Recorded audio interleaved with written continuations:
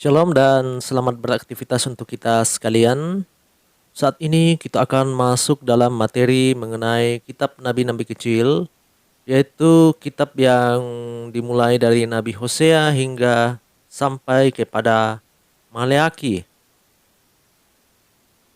Nah, kitab nabi-nabi kecil, tentu jika ada nabi-nabi besar, ya pasti ada nabi-nabi kecil. Ya, nabi-nabi kecil adalah suatu anggota dalam kitab suci Ibrani dan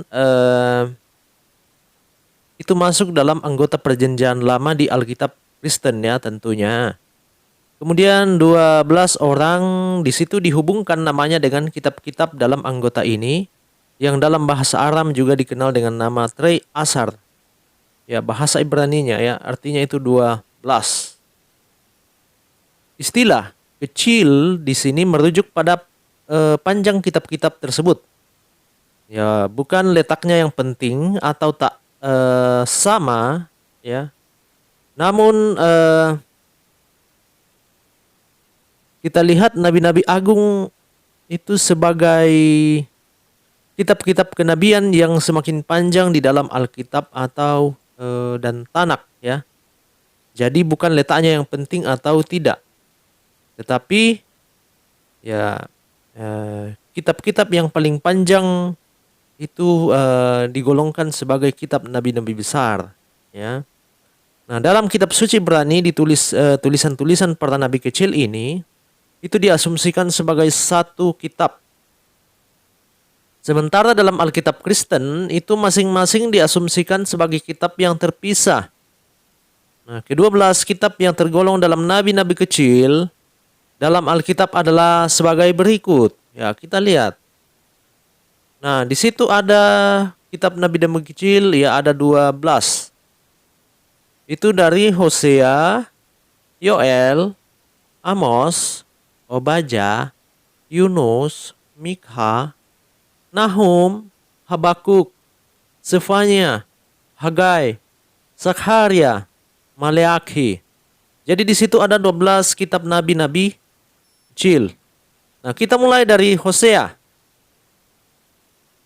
Ya, Nabi Hosea adalah anak laki-laki dan merupakan penduduk Israel selama abad keemasan kerajaan di bawah Raja Yerobeam II.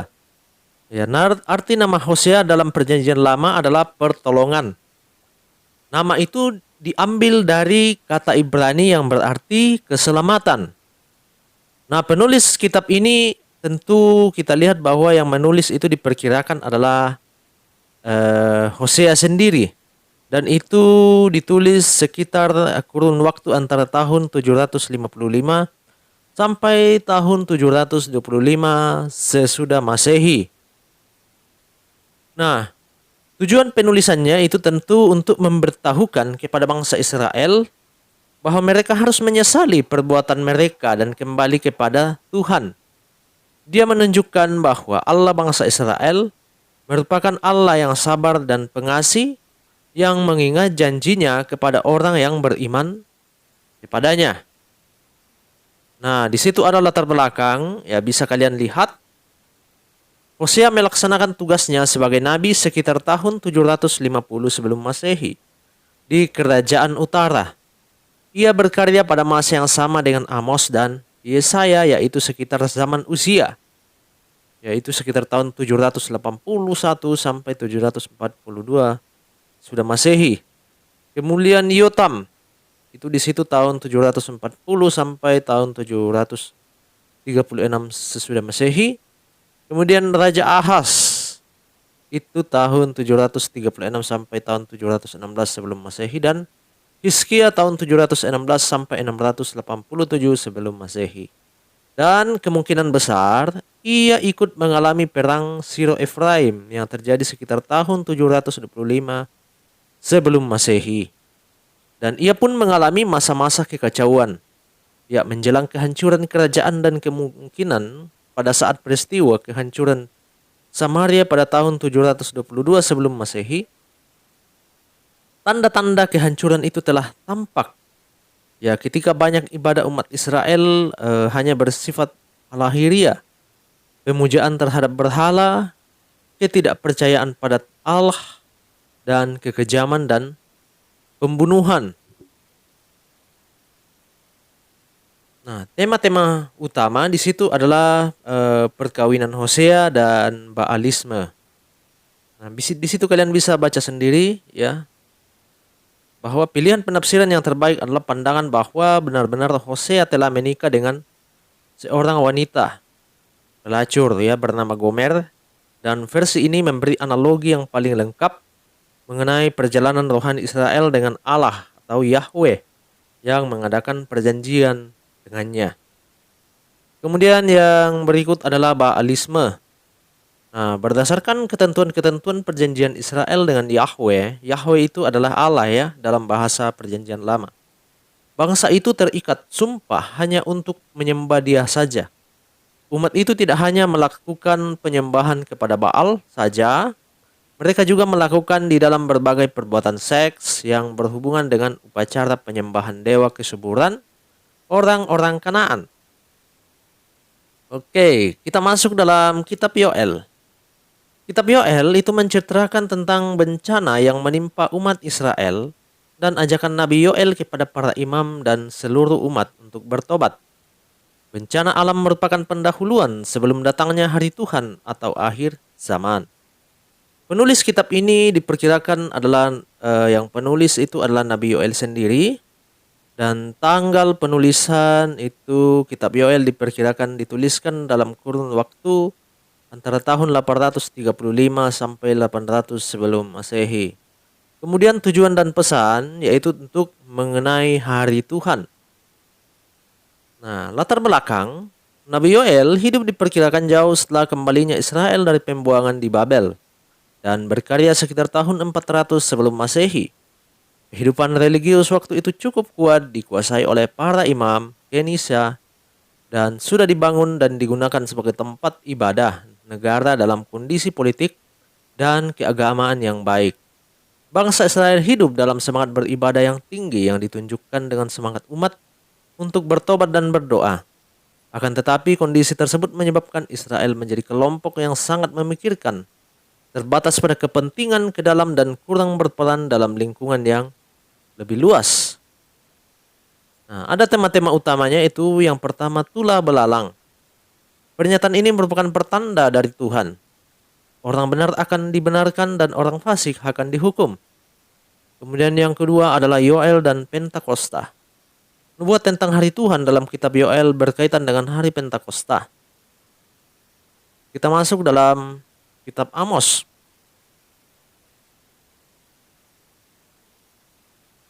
Amos adalah seorang peternak domba dari Tekoa, yaitu di suatu desa di pinggiran Yehuda kira-kira 15 km di sebelah selatan Bethlehem. Kitab Amos merupakan salah satu kitab dalam kumpulan kitab nabi-nabi di Perjanjian Lama. Dan kitab ini juga termasuk dalam kumpulan kitab nabi-nabi kecil, dan pelayanan Amos dilakukan pada masa pemerintahan Uzia di Yehuda dan Yerobeam bin Yoas di Israel. Penulis kitab ini adalah tentu menyebutkan Nabi Amos sebagai penulis utama kitab ini. Dan tanggal tahun penulisan kemungkinan besar kitab Amos dituliskan dalam kurun waktu antara tahun 760 sampai 753 sebelum Masehi. Latar belakang, kitab Amos perlu dilihat dalam kondisi politik, kondisi sosial, dan kondisi keagamaan di Israel pada sekitar pertengahan abad ke-7 sebelum Masehi. Hal ini dapat membantu kita untuk mengetahui bagaimana konteks pelayanan Amos. Kemudian tujuan dan pesan. Kemakmuran Israel hanyalah memperdalam kebobrokan mereka. Ketika Allah dalam kemurahannya mengutus Amos ke Betel untuk memberitakan amanat, bertobat atau mati, sang nabi diusir dari kota itu dan diperintahkan jangan bernubuat di situ lagi. Nah, tema-tema utama dari kitab Amos adalah keadilan sosial.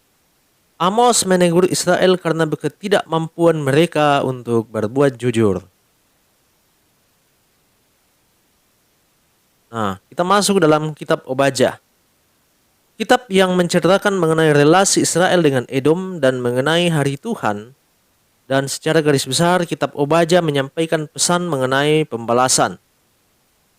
Nah, pembalasan Allah kepada bangsa Edom atas apa yang telah mereka lakukan terhadap orang Yehuda. Penulis kitab Obadya itu diperkirakan adalah Nabi Obadya sebagai penulis kitab ini. Kemudian waktu penulisan kitab Obadya kemungkinan besar dituliskan dalam kurun waktu antara tahun 848 sampai 840 sebelum Masehi. Latar belakang. Latar belakang kitab Obadya adalah permusuhan bangsa Edom dengan bangsa Yehuda. Permusuhan ini berasal dari penipuan yang dilakukan Yakub terhadap Esau mengenai hak kesulungan. Ya, tentu itu kalian sudah pernah baca ya, bagaimana kedua bersaudara ini, ya Yakub dan Esau, bermasalah dalam hak kesulungan. Dan permusuhan ini terus berlanjut dan menimbulkan dendam antar bangsa Edom dengan bangsa Yehuda. Bangsa Edom selalu mencari kesempatan untuk bersekutu dengan bangsa-bangsa yang hendak menghancurkan Yehuda, seperti Moab dan Amon. Tujuan dan pesan bertujuan untuk mengatakan bahwa Allah tidak melupakan umat Israel. Obadya hendak meyakinkan bangsa Israel bahwa Tuhan akan memperbaiki keadaan mereka, dan Obadya juga bermaksud memperingatkan Edom bahwa Tuhan akan menghukum mereka beserta dengan bangsa-bangsa yang bersekutu dengan mereka. Tuhan menghukum Edom dan bangsa-bangsa sekitarnya, ya, atau bangsa-bangsa sekutu seperti bangsa Moab dan Amon, karena turut menjadi bagian dari kejatuhan Yerusalem.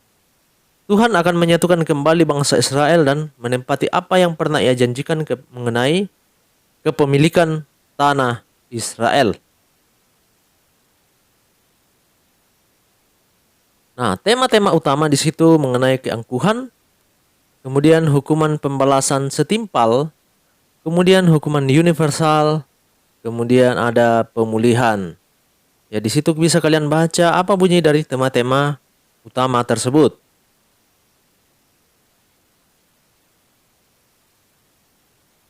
Oke, kita masuk dalam kitab Yunus.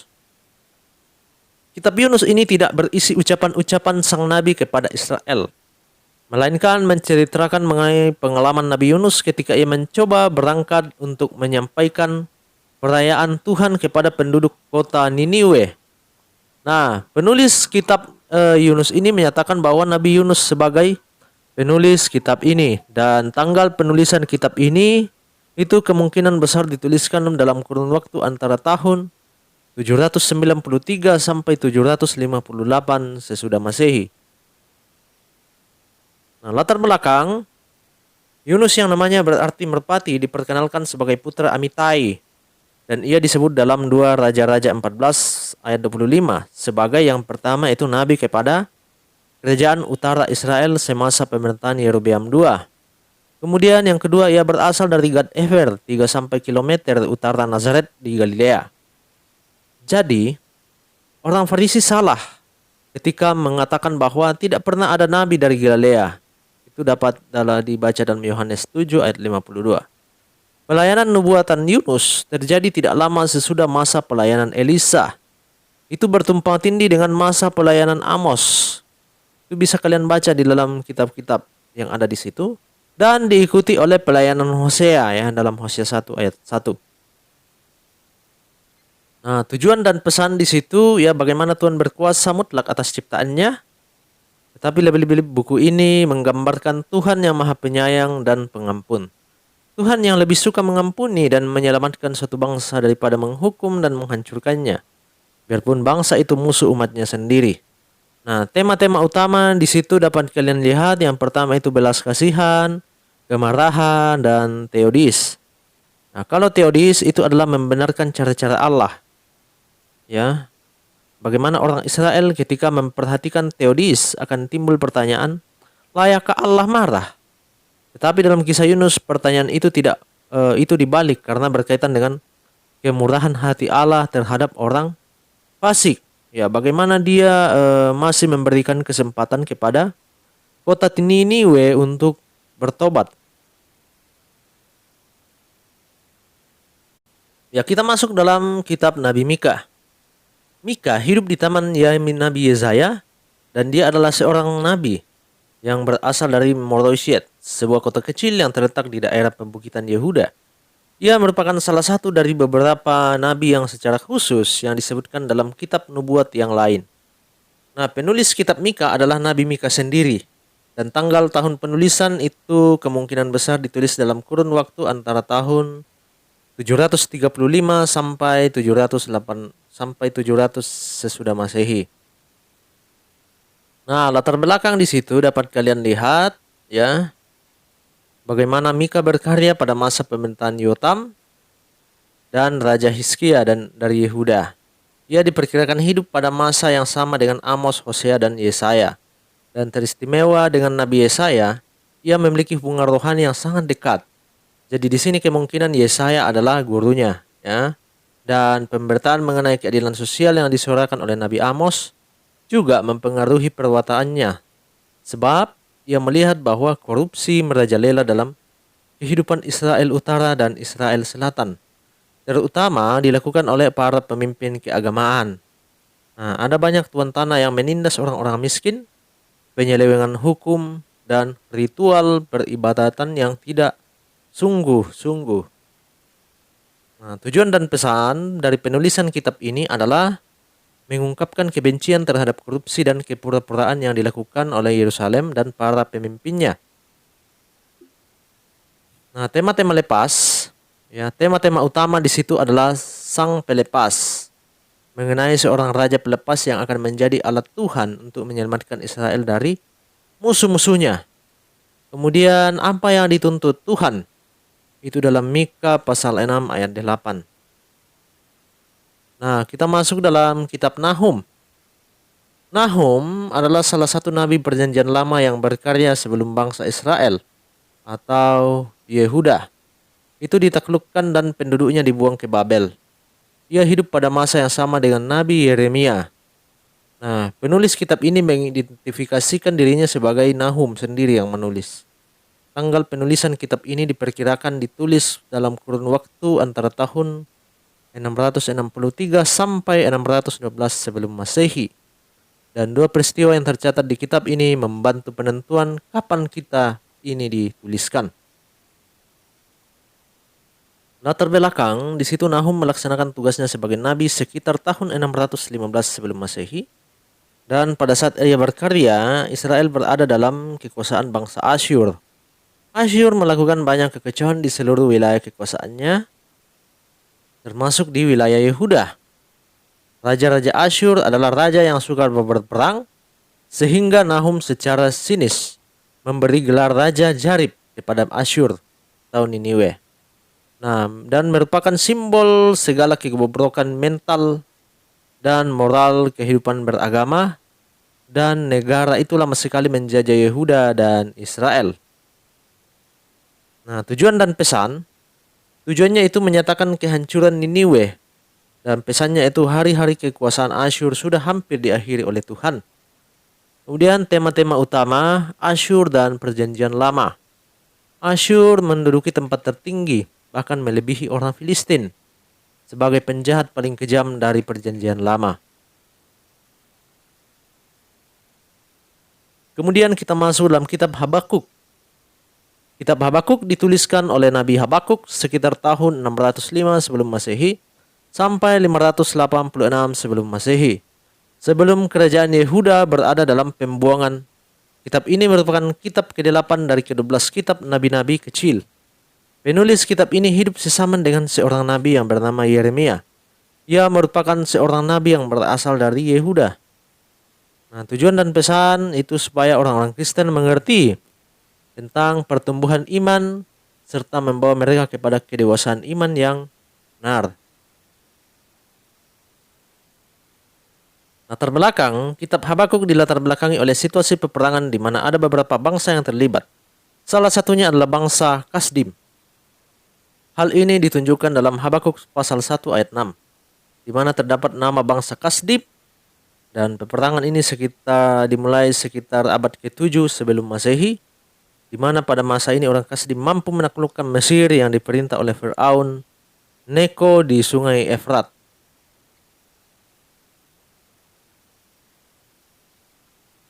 Tema utama dari kitab Habakuk adalah Dari Habakuk dan kitab-kitab lain di Perjanjian Lama dapat menarik kesimpulan bahwa tindakan Allah terhadap bangsa-bangsa dapat dimengerti dengan cara menggunakan analogi, sebuah neraca yang menimbang tingkah laku baik dan tingkah laku yang jahat.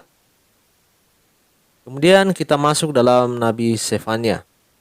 Sefania adalah seorang nabi yang melayani kitab pemerintahan seorang Yehuda bernama Yosia. Ya, di situ dikatakan pemerintahan seorang raja Yehuda bernama Yosia pada tahun 640 sampai 609 sebelum Masehi. Namun ia juga turut berperan dalam masa pemerintahan Manasye yang memerintah pada tahun 696 sampai tahun 642 sebelum Masehi. Sefania juga termasuk dalam tradisi nabi-nabi Yehuda seperti Mika dan Yesaya. Penulis sendiri adalah Nabi Sefania. Ya, Nabi Sefania yang menulis kitab ini.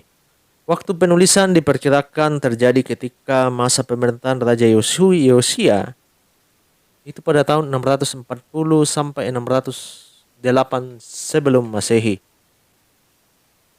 Nah, latar belakang di situ adalah Sefania hidup pada masa di mana kerajaan Asyur di bagian barat sedang meluas. Hal ini menyebabkan perkembangan keagamaan juga mengembangkan politik mengarah kepada kerajaan Asyur.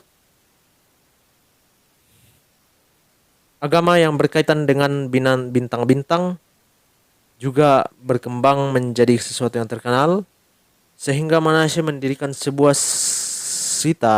altar dari Raja Ahaz, ya, Raja Ahaz, ya, untuk memperibadahan kepada matahari, bulan, dan segala penghuni surga. Hal ini ditunjukkan dalam Sefania pasal 23 ayat 11. Tujuan dari penulisan kitab ini untuk memulai perubahan di Yehuda dengan mengumumkan hukuman Allah atas kejahatan. Nah, tema utamanya adalah hari Tuhan. Nah, bisa kalian baca di situ ya apa tema utamanya mengenai orang hari Tuhan. Oke, kita lanjut. Kita masuk dalam Hagai. Nah, kitab Hagai dan Sakaria adalah kitab nubuat yang saling melengkapi dari periode pasca pembuangan. Hagai menasihati masyarakat Ibrani yang telah dikembalikan ke Yerusalem untuk membangun kembali bait suci dan menetapkan kembali kalender liturgis, termasuk kurban persembahan imamat, peribadatan, dan pelaksanaan hari-hari raya keagamaan. Penulis kitab ini memuat nubuat Nabi Hagai. Nabi ini disebut namanya bersama-sama dengan Nabi Sakaria bin Ido dalam kitab Esra pasal 5 ayat 1. Dan waktu ditulis ini sekitar tahun 520 sebelum Masehi, sekitar 18 tahun setelah Raja Koreshi menaklukkan Babilonia dan mengeluarkan Tita pada tahun 538 sebelum Masehi. Tujuan dan pesan dari penulisan ini adalah Tuhan juga berjanji akan memberikan kemakmuran dan kesejahteraan kepada umat Israel yang telah diperbaharui dan disucikan. Nah, tema utamanya itu bait suci. Bait suci melambangkan kehadiran Allah di antara umatnya sebagai satu peringatan yang nyata akan perjanjian Yahweh dengan Israel. Nah, kemudian yang berikut adalah Hagai dan Sakaria. Ya, kita masuk dalam Sakaria. Hagai Sakaria adalah nabi yang saling melengkapi pada pasca pembuangan. Sakaria mulai bernubuat sekitar 2 bulan sesudah pelayanan Hagai yang singkat. Sakaria artinya Yah atau Weh, sudah mengingat, yang merupakan intisari amanatnya kepada Yerusalem sesudah pembuangan.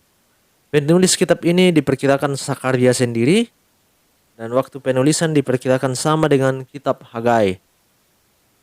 Nah, latar belakangnya yaitu seperti yang telah disinggung sebelumnya, ya. Latar belakang kitab Sakaria tidaklah jauh berbeda dengan latar belakang kitab Hagai. Sakaria melayani pada tahun 520 sampai 518 sebelum Masehi dalam tahun pertama Raja Koreshi yang agung dari Persia.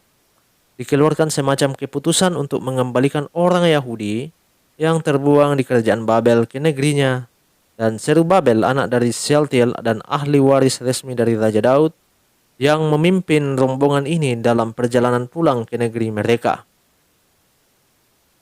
Tujuan dan pesan merupakan teguran, nasihat, dan pemberian dorongan arahan yang sangat tepat untuk masa-masa sulit.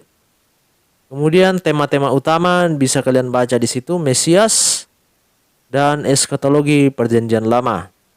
Nah, kalau Mesias itu gambaran anak manusia sebagai Mesias dijelaskan oleh Yesus kepada murid-muridnya sendiri sebagai suatu metode penafsiran perjanjian lama.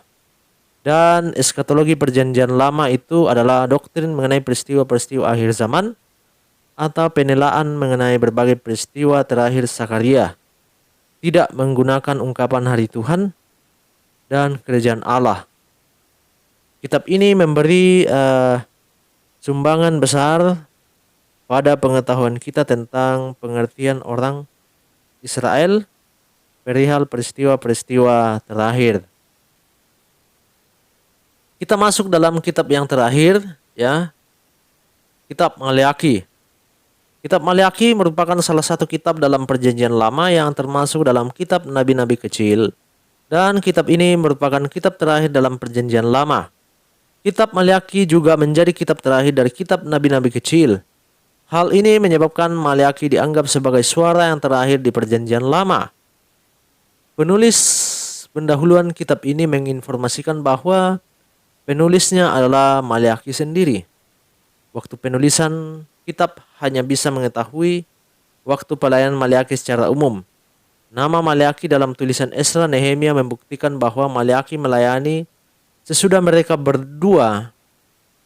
Apalagi Ezra secara eksplisit menyebut nama Hagai dan Sakaria. Itu dapat dilihat dalam ayatnya di situ, ya, pasal 5 ayat 1 dan pasal 6 ayat 14.